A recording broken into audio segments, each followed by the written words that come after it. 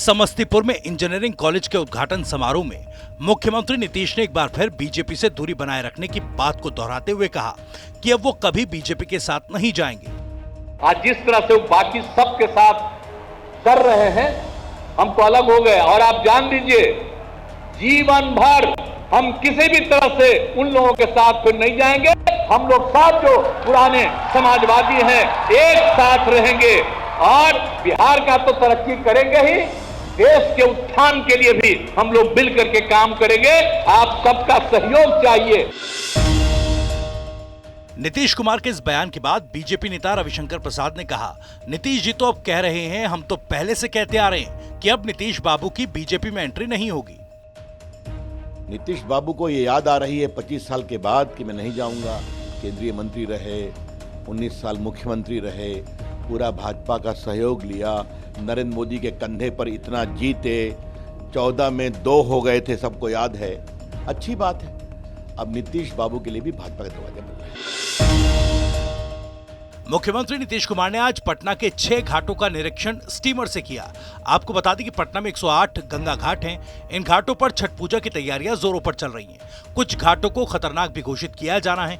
CM Nitish के निरीक्षण के दौरान एक स्टीमर एक निर्माणाधीन ब्रिज के पिलर से आंशिक रूप से टकरा गया। शुक्र इस बात का रहा कि घटना के वक्त मौजूद सभी लोग सुरक्षित रहे। औरंगाबाद जिले के गेट स्कूल मैदान में जिला स्तरीय उद्योग मेला सह प्रदर्शनी कार्यक्रम का उद्घाटन बिहार के उद्योग मंत्री समीर कुमार महासेठ ने किया। वहीं उद्घाटन के बाद ही मंच पर बार बालाओं के अश्लील डांस और गीतों से महफिल सज गई। उद्योग मेले में जमकर बार बालाओं ने अश्लीलता परोसी। मेले में आए युवाओं और व्यवस्था में लगे विभाग के कर्मियों ने भी इस डांस का जमकर लुत्फ उठाया। शुक्रवार को पटना के पाटलिपुत्र स्पोर्ट्स कॉम्प्लेक्स में बिहार बास्केटबॉल एसोसिएशन की तरफ से 72वीं सीनियर नेशनल बास्केटबॉल पुरुष और महिला प्रतियोगिता का उद्घाटन किया गया। उद्घाटन करने वाले थे खुद तेजस्वी यादव, जो अलग अलग प्रदेशों से आए युवा खिलाड़ियों का हौसला अफजाई करने के लिए पहुंचे थे। इस मौके पर तेजस्वी ने बढ़िया तरीके से बास्केटबॉल खेलकर सबको हैरान कर दिया। बिहार के पर्यावरण एवं वन मंत्री तेज प्रताप यादव ने बीजेपी को निशाने पर लिया। कहा, केंद्र में महागठबंधन का झंडा लहराएगा। तेज प्रताप ने अपनी भविष्यवाणी सच होने का दावा किया। भाजपा क्या कर रही है, नहीं कर रही है, भाजपा अपने घर में कर रही है। पब्लिक के बीच में तो कुछ दिख नहीं रहा।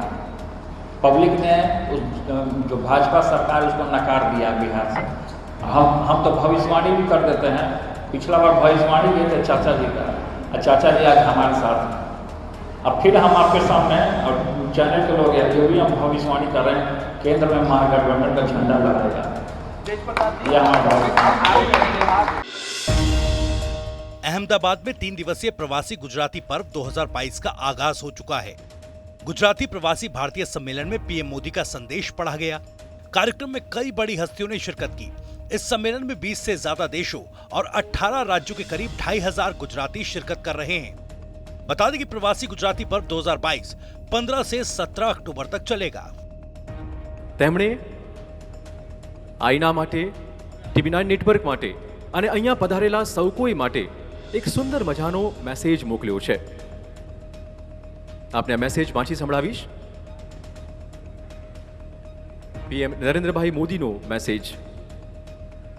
ગુજરાત એક ખમીરબંધી ધરા, અનેક સાહસિકો આ ધરતીએ દેશ અને દુનિયાને આપ્યા. આજે કોઈ દેશ એવો નથી જ્યાં ગુજરાતીએ ડંકો ન વગાડ્યો. ક્ષેત્ર કોઈ પણ હોય, ગુજરાતી હંમેશા અવ્વલ હોય. જ્યાં જ્યાં વસે ગુજરાતી, ત્યાં ત્યાં સદાકાળ ગુજરાત. આ વાતને વિદેશની ધરતી પર સાર્થક કરી બતાવી છે અનેક ગુજરાતીઓએ. આવા સફળ ગુજરાતીઓને એક મંચ પર લાવવાનો ભગીરથ પ્રયાસ કર્યો છે આઈના અને ટીવી9 નેટવર્કે. કાર્યક્રમમાં ઉપસ્થિત બીએપીએસના રમવિહારી સ્વામી, દુબઈના પેટ્રો કિંગ કહેવાતા યોગેશ મહેતા, ઉદ્યોગપતિઓ, આ તમામનું સ્વાગત અને આ કાર્યક્રમની શુભેચ્છા વ્યક્ત કરું છું. તો તાળીઓથી સ્વાગત કરીએ, વધાવી લઈએ પીએમ નરેન્દ્ર મોદીના આ સંદેશને, જેમણે હંમેશા આપણા પ્રવાસી ગુજરાતીઓની, ભારતીયોની દરકાર કરી છે. अहमदाबाद में शुरू हुए 3 दिवसीय प्रवासी गुजराती पर्व 2022 कार्यक्रम में केंद्रीय गृह मंत्री अमित शाह शामिल हुए। इस मौके पर अमित शाह ने कहा कि देश आजादी का अमृत महोत्सव मना रहा है। आजादी के शताब्दी वर्ष को अमृतकाल की तरह मनाने का संकल्प लें। देश का नंबर 1 न्यूज नेटवर्क TV9 और association of Indian Americans in north America इस कार्यक्रम की मेजबानी कर रहे हैं। साथ ही अमित शाह ने कहा कि देश की समृद्धि में गुजरातियों का बहुत बड़ा योगदान रहा।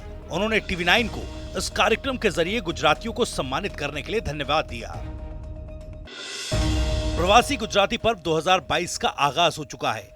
गुजरातियों के सबसे बड़े पर्व का शुभारंभ करते हुए TV9 न्यूज नेटवर्क के MD और CEO वरुण दास ने कार्यक्रम में शामिल होने वाले दिग्गजों का स्वागत किया। इस मौके पर उन्होंने ब्रांड इंडिया बनाने के लिए गुजरातियों और तमाम प्रवासी भारतीयों की तारीफ भी की। TV9 न्यूज नेटवर्क के MD और CEO वरुण दास ने रूस यूक्रेन युद्ध के दौरान भारत के स्टैंड को भी सराहा। उन्होंने इस मौके पर कर्ज के जाल में न फंसने वाली भारतीय अर्थव्यवस्था का जिक्र करते हुए कहा कि अब भारत का समय आ चुका है, हमारा समय आ गया है।